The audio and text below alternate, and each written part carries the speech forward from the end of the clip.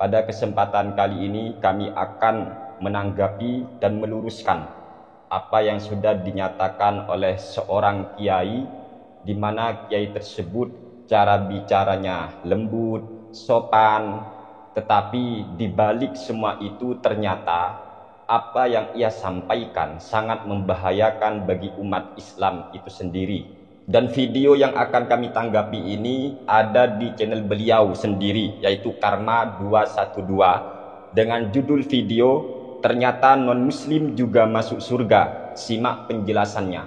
Ternyata non-muslim juga masuk surga, simak penjelasannya.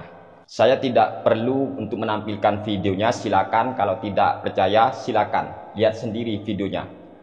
Karena kalau ditampilkan rasanya orang-orang yang benar-benar berpegang teguh kepada ajaran ulama-ulama ahli sunnah wal jamaah akan merasa gimana lah aneh dengan keterangan yang disampaikan oleh Kiai Nur Ihya Salafi ini. Meskipun beliau itu katanya orang NU lah apalah, wallahu a'lam bishawab. Yang jelas kami tidak menuduh beliau sebagai Wahabi, meskipun namanya adalah Salafi karena itu memang nama beliau ya, Nur Ihya Salafi, nama beliau sendiri itu. Di sana dijelaskan oleh beliau bahwa non-muslim itu ya masuk surga juga, dan itu sudah janji Allah Subhanahu wa Ta'ala di dalam Al-Quran. Dan bahkan beliau itu dalam video tersebut sempat berkata begini, saya dulu itu karena orang-orang pesantren katanya nyantri itu seolah-olah anti kepada Al-Quran, sehingga apa-apa butuh kitab kuning katanya beliau. Nah, ternyata di dalam Al-Quran itu jelas non-muslim itu masuk surga. Oleh sebab itu surga itu jangan hanya sebagai orang muslim, jangan hanya merasa dirinya yang berhak, kata beliau, kata Kiai Nur Ihya. Astaghfirullahaladzim, innalillahi wa inna ilaihi raji'un. Tanpa mengurangi rasa hormat dan takzim kami kepada beliau, karena beliau seorang kiai, wajib kami untuk meluruskan pernyataan yang sudah dinyatakan oleh beliau, karena beliau menyatakan hal yang demikian ada di YouTube, sehingga kami juga harus meluruskannya di YouTube. Jenengan menggunakan ayat untuk pembenaran dari apa yang jenengan nyatakan, menggunakan surat Al-Baqarah ayat ke-62. Bunyi ayatnya, innalladzina amanu, ini sesungguhnya orang-orang yang beriman, walladzina hadu wan nasara wassabiina man amana billahi wal yaumil akhiri wa amila sholihan. Nah, ini ya, baru falahum ajruhum inda rabbihim wala khaufun alaihim wala hum yahzanun. Ini kata kiai. Ayat ini jelas muhakamat, jadi kita nggak perlu untuk buka kitab-kitab kuning, kata beliau. Begini Pak Kiai ya, untuk memahami Al-Quran bukan hanya sekedar apakah ayat itu jelas atau tidak Pak Kiai. Jadi membutuhkan keterangan ulama itu bukan berarti kalau sudah ayatnya muhakamat gak butuh kita ini kepada kitab. Gak seperti itu juga Pak Kiai ya, gak seperti itu. Terlalu banyak ayat-ayat yang jelas tetapi dimansuh, atau ini ternyata dikoyiti.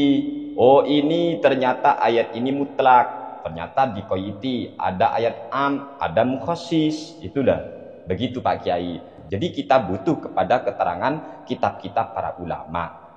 Karena basic kami itu orang NU Pak Kiai, apalagi jenengan kayaknya merasa orang NU. Di sini silakan kami ingatkan kembali dalam buku Ahkamul Fuqaha fi Muqarrarati Mu'tamarati Nahdlatul Ulama. Ini kata pengantar Rois Am PBNU, yaitu almarhum Dr. KJ MA Sahal Mahfud rahimahullahu ta'ala rahmatal abror, amin ya rabbal alamin. Solusi problematika aktual hukum Islam, keputusan Muktamar Munas dan Konbes Nahdlatul Ulama pada tahun 1926 sampai 1999 Masehi. Di sini dijelaskan Pak Kiai. Ada pertanyaan di sini pada soal ke-191. berhukum langsung dengan Al-Quran dan hadis tanpa memperhatikan kitab fikih yang ada. Soal, apakah boleh putra-putra sekarang ini memberi hukum agama Islam dengan dalil Al-Quran dan hadis, tidak dari kitab fikih seperti Fathul Qorib, Minhajul Qawim dan lain-lain, dengan alasan menurut firman Allah yang artinya, dan harap memberi hukum di antara manusia dengan apa yang diturunkan Allah dan yang artinya, apakah tidak mencukupi kepada mereka sesungguhnya aku telah menurunkan pada mereka kitab Al-Quran? Jawab, sesungguhnya demikian itu tidak boleh. Jadi tidak boleh kita langsung berhukum pada Al-Quran, dan yang berbuat demikian itu tidak benar, juga sesat dan menyesatkan. Dalilnya di sini yaitu kitab Tanwirul Qulub. Wa man lam yuqallid wahidan minhum wa qala ana a'malu bil kitabi was sunnati mudda'iyan fahmal ahkami minhuma fala yusallamu lahu bal huwa muhtiun dallun mudillun siyama fi hadzal zamani alladhi amma fihi al-fisqu wa kathurat fihi ad-da'wal batilah li'annahu istadhara ala a'immatid din wa huwa dunahum fil ilmi wal adalati wal ittila'. Artinya, dan barang siapa yang tidak mengikuti salah satu dari mereka, artinya tidak mengikuti dari 4 imam mazhab, yaitu Imam Abu Hanifah, Imam Malik, Imam Asy-Syafi'i maupun Imam Ahmad bin Hambal, dan ia berkata, saya beramal langsung berdasarkan Al-Quran dan hadis dan mengaku telah mampu memahami hukum-hukum Al-Quran dan hadis, maka orang tersebut tidak bisa diterima, bahkan ia termasuk orang yang salah, sesat dan menyesatkan, terutama pada masa sekarang ini di mana kefasikan sudah merajalela dan banyak tersebar dakwah-dakwah yang salah karena ia ingin mengungguli para pemimpin agama, padahal ia di bawah mereka dalam hal ilmu, amal, keadilan dan analisis. Jadi gak boleh Pak Kiai, ya, gak boleh. Ayat yang Anda baca itu tolong pahami lagi. Begini aja dah Pak Kiai, ya. Kalau yang dimaksud jenengan orang non-muslim yang beragama Yahudi, seumpama Nasrani, atau yang dari nabi-nabi sebelum Nabi Muhammad lah maksudnya, kalau sebelum diutus Nabi kita, ya kita terima. Mereka benar Kiai, ya benar. Tapi kalau setelah diutus Nabi kita, maka kita nggak bisa membenarkan. Yang kedua Pak Kiai, andaikan memang semua agama itu benar, meskipun Nabi Muhammad sudah diutus, ngapain Nabi itu capek-capek dakwah agar mereka masuk Islam Pak Kiai? Coba dipahami lagi lah. Kalau jenengan anggap ini ayat jelas, gimana dengan ayat Innad dina indallahil Islam? Jelas tuh ayat Kiai. Sesungguhnya agama yang diridhoi atau di sisi Allah hanyalah Islam Pak Kiai. Islam.